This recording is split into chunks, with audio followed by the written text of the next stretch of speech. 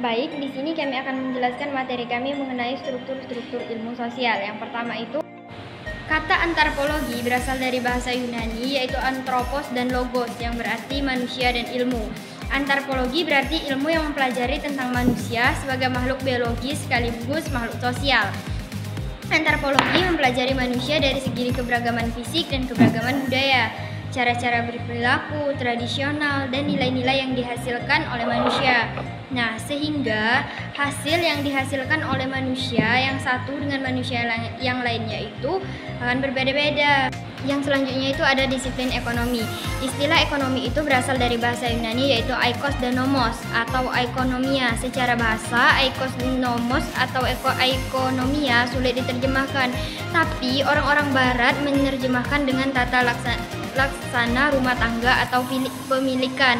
Pengertian ini ditunjukkan untuk menggambarkan usaha manusia untuk memiliki dan memanfaatkan sumber daya untuk memenuhi kebutuhan hidupnya. Nah, perbuatan memiliki nilai yang menjadi inti ilmu ekonomi. Dalam perbuatan memilih ini terdapat sejumlah prinsip dan pegangan teori ekonomi. Ditinjau dari ruang lingkup atau cakupannya, ilmu ekonomi itu dapat dibedakan menjadi dua. Nah, yaitu ekonomi mikro dan ekonomi makro. Nah, yang selanjutnya itu ada struktur disiplin geografi. Kata geografi berasal dari bahasa Yunani yaitu geo yang artinya bumi dan grafien artinya menulis atau menjelaskan. Pada asalnya geografi berarti uraian atau gambaran mengenai bumi.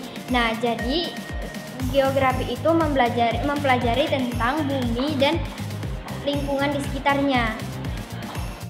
D. Struktur disiplin sejarah.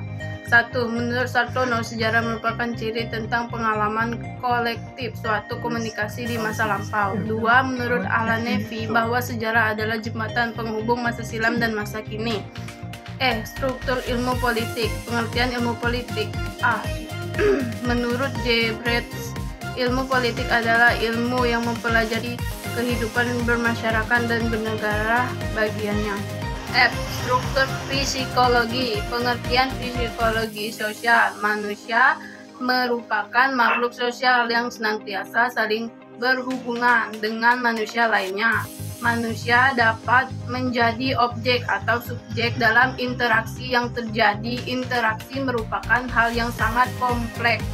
Saling pengertian mempengaruhi antara dua orang atau lebih dengan latar belakangnya yang berbeda sehingga menyimpan notation.